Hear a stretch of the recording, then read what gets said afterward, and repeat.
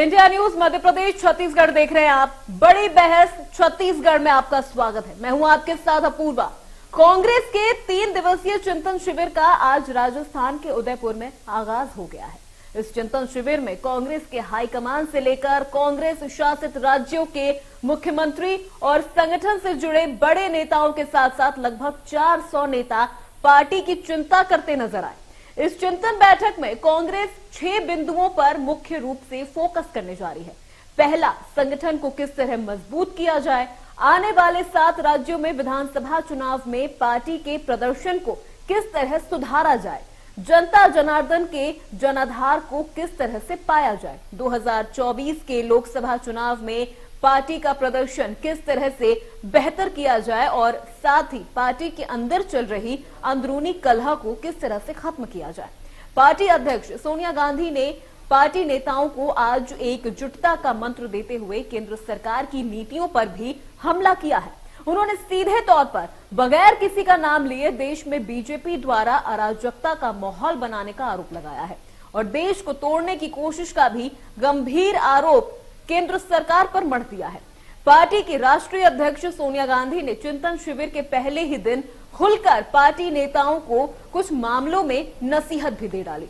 एक तरह से कहा जाए तो कांग्रेस के इस 3 दिवसीय चिंतन शिविर के बाद निसंदेह मध्य प्रदेश, छत्तीसगढ़, पंजाब और राजस्थान के संगठन में फेरबदल देखने को मिल सकता है। इस बार पार्टी पुराने चेहरों की बजाय संगठन में नए ऊर्जावान लोगों को लाने पर विचार कर रही है। ऐसे में कहा जाए कांग्रेस समय से चिंतन शिविर करते हुए न केवल संगठन को मजबूत करने की कवायद कर रही है बल्कि आने वाले 2023 के विधानसभा चुनाव और 2024 के लोकसभा चुनाव की तैयारी भी जोर शोर से करते हुए एक्टिव मोड में नजर आ रही है। छत्तीसगढ़ में कांग्रेस की सरकार अच्छा काम कर रही है, जिसको लेकर छत्तीसगढ़ मॉडल की गूंज भी इस चिंतन शिविर में हो सकती है। वहीं दूसरी तरफ छत्तीसगढ़ में बीजेपी एक बार फिर कुंभकर्णी नींद लेती नजर आ रही है, क्योंकि जिस तरीके से 5 से 20 मई तक विपक्ष में बैठी भाजपा ने राज्य सरकार की खामियों को उजागर करने के लिए अभियान छेड़ने की बात कही थी, तो यह अभियान 2 दिनों बाद पूरी तरह से ठप होता नजर आ रहा है। तो ऐसे में बीजेपी के लिए सवाल यह है कि मिशन 2023 की कैसे होगी भरपाई जब घर बैठ जाएंगे भाजपाई। तो आज इसी मुद्दे पर करेंगे बड़ी बहस। हमारे साथ एक खास पैनल भी जुड़ने वाला है, लेकिन उससे पहले आपको सुनवाते हैं छत्तीसगढ़ से भूपेश बघेल ने क्या कुछ कहा। आइए आप। ग्रुप में बांटा जाएगा जिसमें डिस्कशन होगा। जो 400 डेलीगेट आएंगे उनको अलग अलग ग्रुप में बांटा जाएगा और 6 विषय है जिसमें चर्चा होगी, जिसमें जैसा कि मैं कल भी बताया था, जिसमें राजनीति के एक विषय है, फिर अर्थव्यवस्था पे होगी, कृषि नीति पे होगी और फिर सामाजिक संरचना है उस पर होगी, यूथ पे होगा, संगठन पे होगा। तो ऐसे 6 ग्रुपों में बांटा गया है और सभी ग्रुप डिस्कशन 3 दिन तक रहेगा और तीसरे दिन समापन में फिर निचोड़ निकलेगा।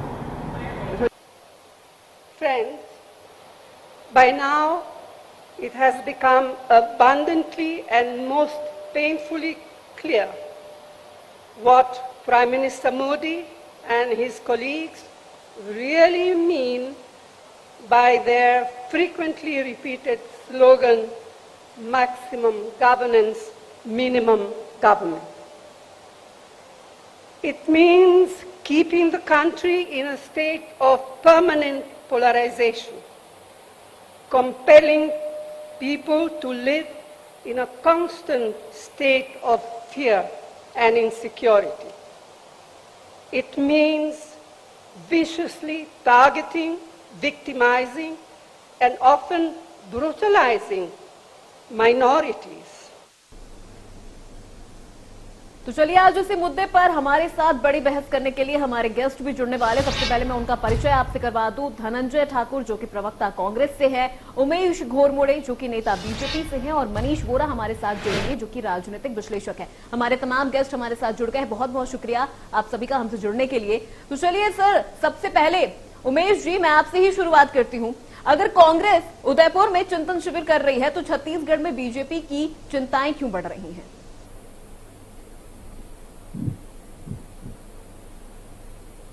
देखिए, भारतीय जनता पार्टी की चिंताएं नहीं बढ़ी है। दरअसल में छत्तीसगढ़ प्रदेश कांग्रेस की यहाँ पर निश्चित तौर पे चिंताएं बढ़ी हैं। जिस प्रकार से बीते 3.5 वर्षों का इनका कार्यकाल रहा है और उसकी रिपोर्ट इनके आला कमान, हाई कमान, परिवार विशेष तक जो पहुंची है, और बीते 3.5 वर्षों के अंदर में जिस प्रकार से 2.5 साल को लेकर के इनका विवाद रहा हो, या फिर इनके विधायक ही लगातार अपने ही मंत्रियों के खिलाफ बोलते रहे हो, प्रेस कॉन्फ्रेंस करते रहे हो, या फिर इनके मंत्री के द्वारा ही सदन के अंदर में इनकी सरकार के खिलाफ अविश्वास व्यक्त किया गया हो, तो ऐसे तमाम विषयों को लेकर के निश्चित तौर पे कांग्रेस के खेमे के अंदर में चिंताएं बढ़ी है। भारतीय जनता पार्टी और भारतीय जनता पार्टी के कार्यकर्ता मिशन 2023 की तैयारी में लगे हुए हैं। जैसा कि आपने जिक्र किया, आपके इस विजुअल में जिक्र चल रहा था कि 5 तारीख के बाद भारतीय जनता पार्टी अभियान छेड़ने वाली है। आपके जानकारी के लिए और आपके लोकप्रिय चैनल के दर्शक इस विषय को देख रहे हैं, मैं बता रहा हूं कि 5 तारीख से 20 तारीख तक उषा भाव ठाकरे जन शताब्दी वर्ष के तहत हमारे विस्तारक लगातार बूथों के अंदर में जा रहे हैं और उसके तहत लगातार जनता से संपर्क कर रहे हैं और केंद्र सरकार की तमाम योजनाओं के साथ साथ बीते 15 वर्षों में डॉक्टर रमन सिंह के नेतृत्व वाली सरकार की उपलब्धियों को भी बता रहे हैं। और 3.5 वर्षों के अंदर में इस प्रदेश की कांग्रेस की सरकार ने जो वादा खिलाफियां की है, जिस सरकार की विफलता रही है और लगातार जो भ्रष्टाचार का खेल चल रहा है, जो तानाशाही चल रही है, उन तमाम चीजों से हम अवगत करा रहे हैं और उससे एक कदम आगे बढ़कर मतलब यहाँ पर उमेश जी, कांग्रेस की जो चिंतन शिविर चल रही है उससे बीजेपी को कोई खतरा नहीं है, बीजेपी बिल्कुल सुरक्षित है। देखिए, निश्चित तौर पे आपको याद होगा इससे पूर्व भी सर, मेरा सवाल ये है कि कांग्रेस का जो चिंतन शिविर चल रहा है, सर आप मेरे सवालों का जवाब दीजिए। कांग्रेस का जो चिंतन शिविर चल रहा है उससे बीजेपी को कोई खतरा नहीं है, आपके कहने का मतलब यही है, बीजेपी बिल्कुल सुरक्षित है? मैं उसी का जवाब दे रहा हूँ जी, मैं उसी का जवाब दे रहा हूँ। देखिए, आपको भी याद होगा कि कांग्रेस में ऐसे चिंतन शिविर चलते रहते हैं और उसमें चिंता परिवार विशेष की राजनीति को बचाने की लगातार होती रही है। आपको याद होगा 2013 के अंदर में भी ऐसे ही कांग्रेस ने चिंतन शिविर आयोजित किया था और जाकर के वहां पर गहन चिंतन और मंथन किया था। उस वक्त तो देश भर के अंदर में 13 राज्यों के अंदर में कांग्रेस की सरकार थी। उस चिंतन शिविर के बाद कांग्रेस की चिंता का नतीजा क्या निकल करके आया?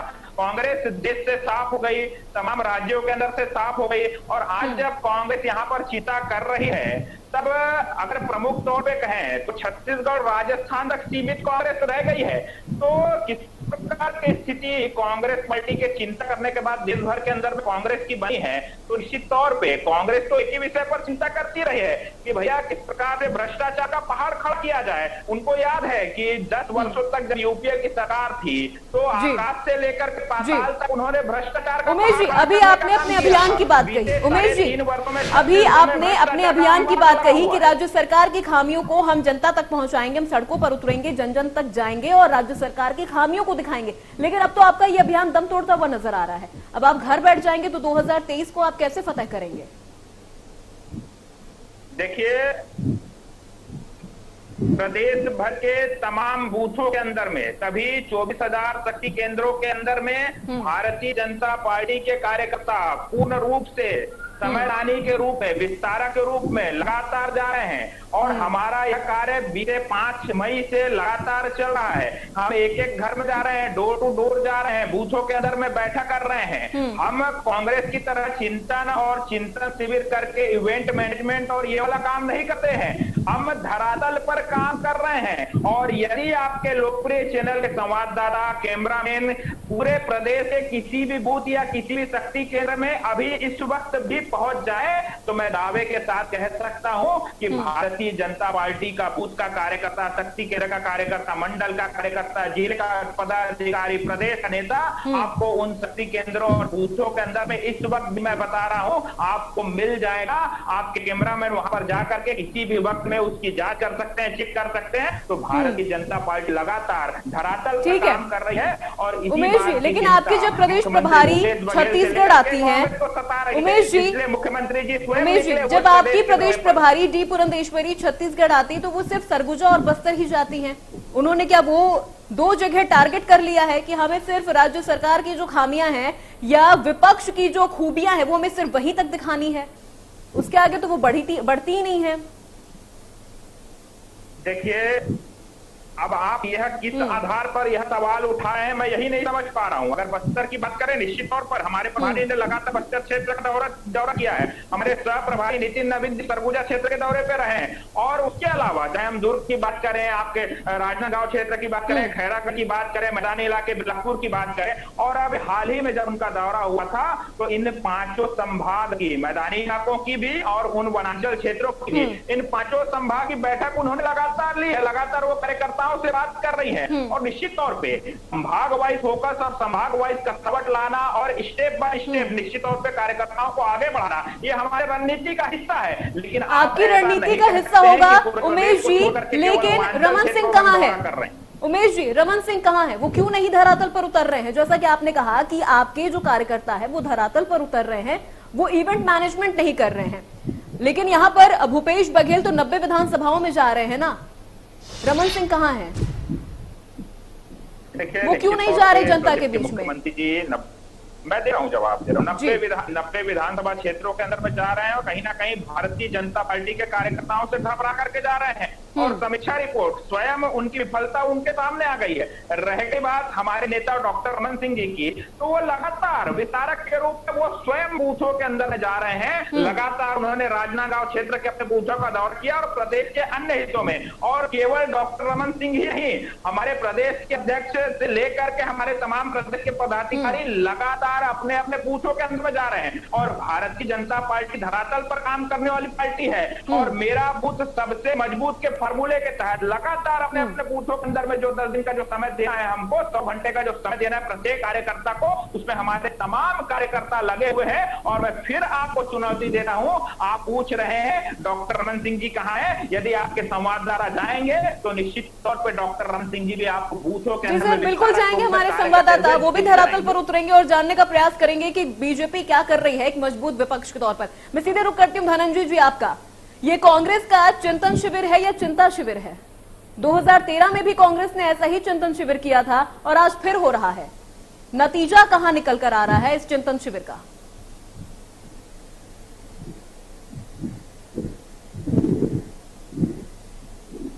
धनंजय, आप अपना माइक अनम्यूट कर लें, आपकी आवाज हम तक नहीं पहुंच पा रही है जी।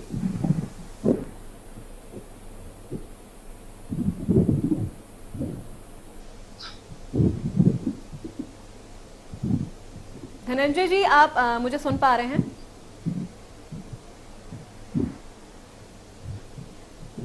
चलिए मैं यहां सीधे रुक करती हूँ मनीष वोरा, जो कि हमारे राजनीतिक विश्लेषक हैं। धनंजय जी, आपका माइक अनम्यूट, अभी भी अनम्यूट ही है, वो आप म्यूट है, आप उसे अनम्यूट करें। हेलो हेलो, जी जी जी, बिल्कुल आ रही है आपकी आवाज। आई आवाज? जी बिल्कुल आ रही है। देखिए, कांग्रेस पार्टी का ये चिंतन शिविर भी है और देश की चिंता का भी शिविर है।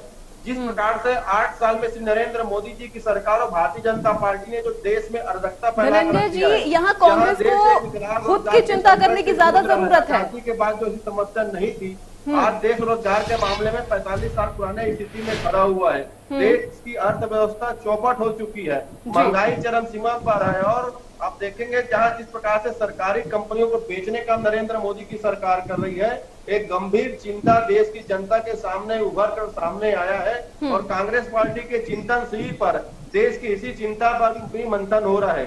जिस प्रकार से 2014 के लोकसभाओं में चुनाव के दौरान श्री नरेंद्र मोदी और भारतीय जनता पार्टी नेताओं ने देश के बड़े बड़े मंचों से जो लोक लुभाने वादे किए थे, देश की जनता को बरगलाने की कोशिश की थी और बरगलाने में जो कामयाब हो गए थे कि 15-15 लाख रुपए उनके खाते में जमा होगा कि नरेंद्र मोदी की सरकार बनेगी, 35 रुपए में डीजल और पेट्रोल मिलेगा, महंगाई पर रोक लगेगा। और जो गैस के सिलेंडर यूपीए सरकार के दौरान 410 में मिलता था, उसको वो कम दर पर देंगे। हालात ये है कि आज 1071 में गैस सिलेंडर मिल रहे हैं। रोजगार 2 करोड़ देना तो था पर वर्ष, लेकिन दूर की बात है आज 23 करोड़ हाथों से रोजगार छीना गया है और बेरोजगारी के मामले में देश 45 साल पुराने स्थिति में खड़ी हुई है।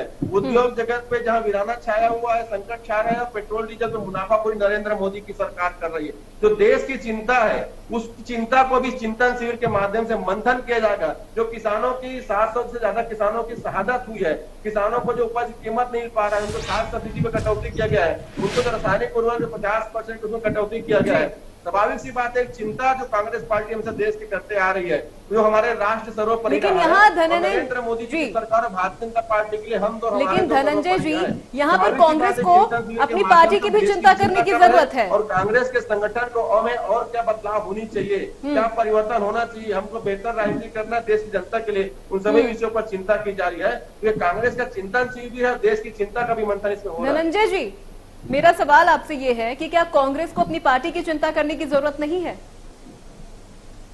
देखिए, सबसे पहली बात आपको बता देना चाहता हूं, कांग्रेस कभी भी चिंता करती है तो देशवासियों की चिंता करती है, क्योंकि हमें देश की सेवा करना है। ये वही कांग्रेस पार्टी है जो अंग्रेजों के खिलाफ लड़ाई लड़कर इस देश को बनाने का काम किया है। ये वही कांग्रेस पार्टी है जो देश में लोकतंत्र को स्थापित करने का काम किया है। ये वही कांग्रेस पार्टी है जिन्हें लोकतंत्र के चतुर्थ स्तंभ को अधिकार देने का काम किया है। ये भी वो कांग्रेस पार्टी है सरकार अनुदान जनता के मौलिक अधिकारों को देने का काम किया है, बोलने की आजादी और सरकार के खिलाफ सवाल पूछने का अधिकार किया है। तो कांग्रेस कांग्रेस की भी चिंता कर रही है और देश धनंजय जी, आपको नहीं लगता ये चिंतन शिविर और पहले कर देना चाहिए था कांग्रेस को? कांग्रेस पार्टी धनंजय जी, नरेंद्र मोदी और भाजपा का काम तो सिर्फ चौकीदारी करना है, धनंजय जी, दो लोगों की चौकीदारी करना है। मेरा सवाल सुन लीजिए। धनंजय जी, मेरा सवाल सुन लीजिए। सवाल बहुत वाजिब है, हम लगातार अपने धनंजय जी, मेरा सवाल तो सुन लीजिए। 50-60 साल हमारे संगठन चल रहा है, उसमें क्या अमूल परिवर्तन होने चाहिए, किस प्रकार से हमको नई रणनीतियां तय करनी चाहिए, हम धनंजय जी चिंता कर रहे हैं। और देश के जो हालात है, खराब जो हालात है, उसको बेहतर मेरा सवाल सुन लीजिए। क्या आपको नहीं लगता कांग्रेस को ये चिंतन शिविर और पहले कर देना चाहिए था?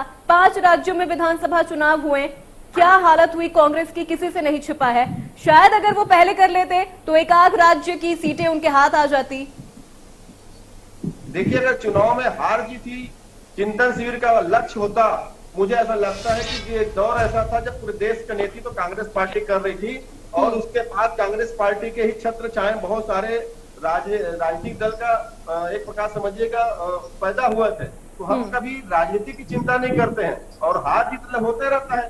मैंने पहले कहा ना, 2014 के चुनाव में जिस प्रकार से लोक लुभावने वादा किया नरेंद्र मोदी जी द्वारा, कहा गया था ना कि 15-15 लाख खाते में आएंगे, मतलब समझिएगा 2014 के चुनाव में अगर भारतीय जनता पार्टी सत्ता प्राप्त की है तो 1 वोट की कीमत 15 लाख रुपए था। वो अलग विषय के 15 लाख में देने में नरेंद्र मोदी की सरकार नाकामयाब रही है। सबसे महंगी सरकार बोलूंगा मैं और सबसे ज्यादा लोकतंत्र के विकृत करने वाली सरकार बोलूंगा। यही नरेंद्र मोदी की सरकार के ऊपर रोजगार की बात किए थे। कहा है रोजगार देना दूर की बात, जो कांग्रेस शासन काल में लोगों के हाथ में रोजगार था, उस रोजगार को भी छीनने का काम किया है। ठीक है, चलते चलते मैं यहाँ पर एक आखिरी सवाल मनीष वोरा जी से ले लूं। चलते चलते यहाँ पे एक आखिरी सवाल मैं मनीष वोरा जी से ले लूं। मनीष वोरा जी, जिस तरह से कांग्रेस चिंतन शिविर कर रही है, क्या आपको नहीं लगता ये चिंतन शिविर कांग्रेस को और पहले कर देना चाहिए था?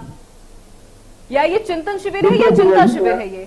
जी देखिए प्रिया जी, मैं आपकी बात से सहमत हूँ। कांग्रेस को ये चिंतन शिविर जो है पहले करना चाहिए था, लेकिन यहाँ पर एक जो डेवलपमेंट कांग्रेस के चिंतन शिविर में हुआ, उसमें महत्वपूर्ण चीज ये है कि कांग्रेस ने चिंतन के साथ में इसको जोड़ा है, संकल्प चिंतन शिविर जोड़ा है, नव संकल्प चिंतन शिविर इसको जोड़ा है। संकल्प ले रहे हैं वो उन चीजों के लिए जो कांग्रेस के अंदर अमूलचूल परिवर्तन की वो बात कर रहे हैं, खुद से संकल्प लेने की बात कर रहे हैं। इसमें एक महत्वपूर्ण बात निकल करके सामने आई है कि कांग्रेस का जो भी पदाधिकारी है, कांग्रेस का पदाधिकारी एक पद में 5 साल तक रहेगा और 5 साल के बाद वो लगातार उस पद पर नहीं रह सकेगा। उसके बाद 3 साल के लिए उसको उस पद से हटना पड़ेगा और उसके बाद फिर वो दोबारा पद में आ सकता है। एक व्यक्ति एक पद की बात पहले होती थी, लेकिन एक ये नया फार्मूला कांग्रेस लेकर के आएगी। उस पर कितना अमल करती है, उससे क्या उनको फायदे होते हैं, ये आने वाले समय में देखने को मिलेगा। और यही बात भारतीय जनता पार्टी की छत्तीसगढ़ में वर्तमान जो स्थिति है, मैं आपकी इस बात से भी सहमत हूँ कि वास्तव में भारतीय जनता पार्टी को सड़क में आकर के सरकार के खिलाफ जो लड़ाई लड़नी चाहिए थी, सरकार जी बिल्कुल मनीष जी, मैं आपको आगे सुनती हूँ लेकिन हमारे पास समय की सीमा है।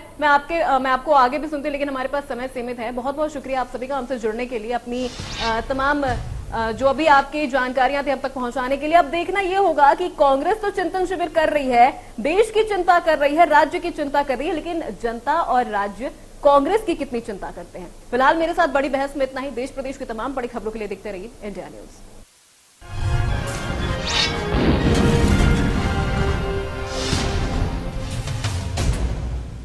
मध्य प्रदेश छत्तीसगढ़ की हर खबर सीधे आपके मोबाइल फोन पर। अभी सब्सक्राइब करें हमारा चैनल और पाएं पल पल की खबर।